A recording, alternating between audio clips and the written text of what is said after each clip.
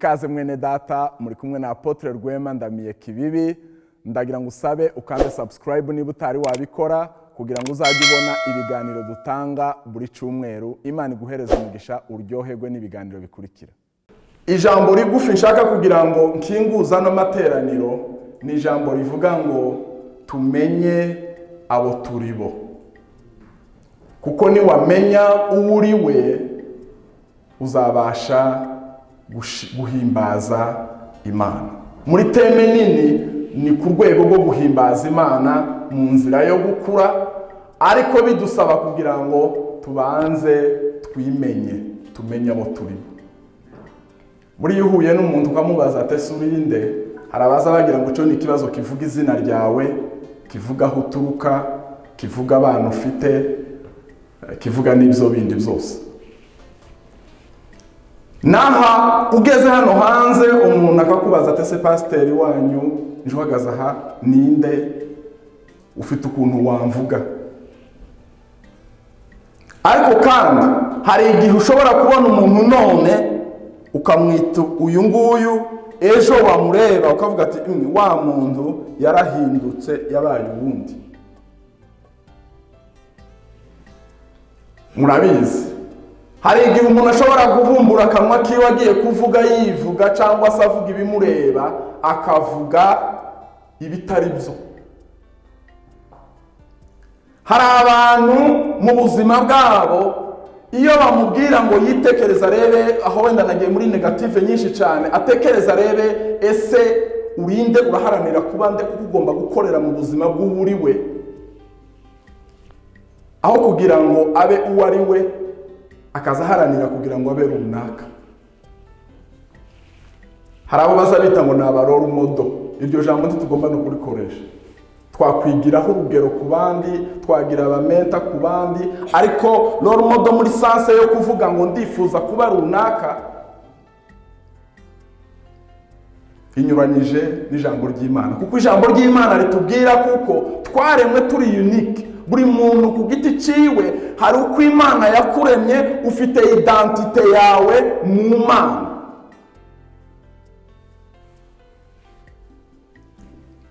Paulo rero abwira ab'Efeso, arababwira ngo bahinduke bave muri wa wundi bari wa kera, ahubwo babe uwo bari ukuri. Habaho umuntu wa fake, ariko wa muntu wa fake nawe muri we harimo we ukuri. Ko muranyumva? Hariho wewe wiyerekana mu bandi ukavuga ngo ndi uyu nguyu, ariko nanone harimo wewe w'indani utohisha undi muntu. Uwo nguwo Imana idufasha. Hari abantu bacanganyikiwe mu buzima, noneho bo batazabanaguhisha uwo bari, ahubwo babayeho mu kirere wona babaza uwo bari. Mu by'ukuri bavuze ngo babe sincere, batobasha kuvuga ngo nduyu cyangwa nduyu cyangwa nduriye. Naremewe iki? Inzo tutarabasha kumenya uwo turiwe, inzira yo gukura yabigoye cyane. Reka ngusabe mwene data, igitondo cy'uyu munsi wa none uri mu prepara kuza imbere y'Imana, muri byose uza kuza guhabwamo umugisha amanywa y'uyu munsi wa none, no kugira inyota yo kumenya uwo uri we nyabyo, bibe kimwe muri priorite z'ubuzima bwawe. Bibe kimwe mu isengesho usenga ku manywa na nijoro. Mana, ndi muntu ki? Ndinde wandemye, ndinde identite yanje ni yihe? Ubushobozi bwanje ni ubuhe? Buriya hari abaza bavunika kuko nifuza kuba David, kagerageza gushaka gukora ibye kandi ibyo byiwe atari by'Imana yampaye, kavunika cyane. Ariko nogakoze ibijanye n'iby'uwo ndiwe, narangiza nkaba successful cyangwa nkagera kuri bya bindi byose nifuza kugera. Kuko nta na kimwe nigeze kubivuga mpagaza, nta na kimwe wakorera mu bushake bw'Imana hejuru y'ubuzima bwawe ngo kigende nabi cyangwa kinanigwe cyangwa gitakare nzira. Ikibazo kiza kiba ni ugukomeza kwizunguruka tutazi aho tugomba guhagarara, tutazi abo turi bo, tutazi neza nimba tureba imbere cyangwa tutahaye tuhareba. Ariko muri byose tumenye ijambo ry'Imana kuko ritubwira kuko Yesu yaje kugira ngo aduhereze ubuzima bwiza mu buryo umeze bwose, mu kubayeho kose, identite y'uwuriwe niyo Imana ishaka kugenderamo kuko niyirinzemwo umugisha wawe. Reka nguhereze ibimenyetso bikubwira bimwe gusa muri bimwe bikubwira impamvu ushobora gukeka ukavuga ati ushobora kuba ndahagaze kuwo ndiwe, the true identity of me. cyane ikintu abantu bahurijeho batagira identite yabo batayizi, baza bishukira. Kwishukira ni ukuvuga gute? azahora iby'ukuri aza bigereranya n'iby'abandi, ntabwo iby'ukuri ari ibyiwe by'ukuri azi ngo uku niko kuri, ahubwo azashaka kumenya ese ibi babibona bate, abandi babibona bate. Ubwiza kuri wa muntu ntanga urugero rworoshe, aza rubarira ku wundi muntu, taza rurebera muri we. Wa muntu azahora yigengesereye ngo simvuga gutya kuko nimvuga gutya abandi baraza kumva nanyuranyije n'ikintu ca majorite cyangwa se gihurijweho n'abantu benshi. Ariko uzuburiwe kwa kuri kuza kure mu kuri kukabaho the true self who is authentic. Bene data, nimba hari ikintu twaharanira mu buzima bwacu ni kuba abantu b'ukuri buwuriwe, uw'Imana yaremye kubuwuriwe. Igare rishatse gukora imirimo y'imodokari ryavunika, indege igize ngo igendere ku muhanda nubwo ariyo ya mbere muri transport kugera kure haba accident. Ushatse kugira ngo ubundi muntu ubu utari w'Imana itakuremye kuba we, uzavunika kandi uzavunika. Niyo mpamvu nta muntu ugomba no kugirira undi muntu ishari, kuko ibyuriya n'ibyuriya, ibyawe n'ibyawe, uko icyo Imana yaguhaye yarakiguhaye. Iciza gusa tubishikire, tubyakire, tuvuga ati this is who I am, uyu nguyu ni wendi.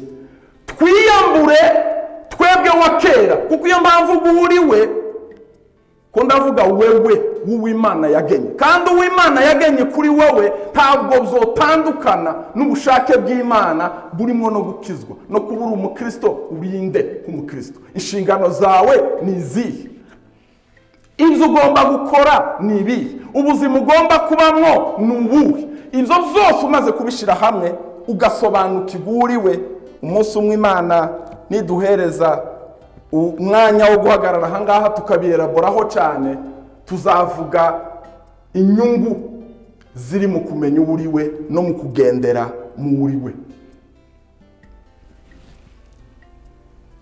Reka dutuze umunota umwe gusa ndangize, kuko amagambo ntituyavuga kugira gusa ngo tuvuge dutyoza amagambo, ahubwo nuko hari intego ituruka ku Mana ibituzaniye ijambo nk'iri ngiri. Ndi muntu ki? Tuza mu mutima wawe utekereze, wibaze, uvuga ati se ndi muntu ki? Nimba wasubiza ibitekerezo byawe inyuma ukareba uwo wari kera, wakiriye agakiza, ubu nyine witwa umukristo. Ese uko wavugaga kera kwarahindutse ubigereranyije n'uko uvuga uyu munsi? Ese uko wari ubanye n'abantu kera ukiri uwa Satani, ukigendera mu nzira za kera, iyo wirebye ubu nyine ubona warinjiye mu kuba umuntu nyawe Imana yifuza ko kuba we. Kuko nk'uko Pawulo yabivuze, bigaragara kuko ab'Efeso babagaho ubuzima butandukanye, ubwo bari imbere bakabugumana bakitwa abakristo, ariko bakigendera muri bwa buzima babagamo kera. Ibaze, amaze niwagira icyo utahura uvuga ati sindamenya uwo ndiwe, ndanyotewe kumenya uwo ndiwe, ubisaba Imana, kuko Imana niyo ibitanga. Amanywa y'uyu munsi wa none, Mana tuje imbere y'amaso yawe, dutsinzwe n'ijambo ryawe. Tugize ngo tuvuge kuko dukiranutse imbere yawe, tubayeho nk'uko wifuza ko tubaho, tugendera muri identite waduhaye, twaba tunyomoje ijambo ryawe. Nico gituma tuje imbere y'amaso yawe amanywa y'uyu munsi wa none Mana. Turagusabye Data kugira ngo uduhereze kugira amaso yo kurondora imitima yacu, kugira ngo turebe identite yacu, uwo waturemye kuba we, ese niwe tubayeho cyangwa duhora dustrivinga kuba uwo tutari, twigana, dushakisha. Duhereze gutuza Mana, amaso yacu yo mu mwuka abashe kureba uwo turi we. Muri kwa kumenya uwo turi we nibwo tuzabasha nawe kukumenya relationship yacu nawe, kuko twabashije kubanza kwimenya. Bizadufasha kumenya inshingano zacu, bizadufasha guhagarara neza mu murimo wawe, guhagarara neza mu gihugu watuzanyemo, guhagarara neza mu ngo wadushizemo, guhagarara neza mu muhana watuzanyemo Mana. Tube grounded, abapapa, abamama, abakobwa, abasore bashinze amaguru hasi, batari hejuru, ahubwo bamininga, bazi neza, badashidikanya uwo bari, badashidikanya uwo wabaremye kuba we. Turagushimiye kuko uri Imana yacu, kandi ntabwo ujya utuzanira ijambo ari iry'imfabusa, ahubwo yabiri ritoya twumvise n'irindi tuza kumva mu mwanya, ufite umugambi mwiza kuri twebwe Papa. Niko ijambo ryawe riza rivuga. Kuva isi itararemwa n'ababyeyi bacu bataratugira mu nda zabo, wari utuzi, wari waratugambiriye, wari waratubonye, waraturebaga. Reka udufashe Mwami. Ni benshi baza bahera mu butayu bakarinda basaza bataramenya baribo. Udufashe dusobanukirwe ko turi bande, haba muri wowe, haba no mu buzima bwacu bwa buri munsi. Turabyizeye kuko ubiduhereza wifuza kuko tubyakira, imitima yacu irabyakiriye mu izina rya Yesu, amen. Urakoze kubana natwe. Niba utari wakora subscribe, kanda ahangaha kugira ngo ibiganiro bindi tuzazana uzabashe kubibona. Imana ikugirire neza.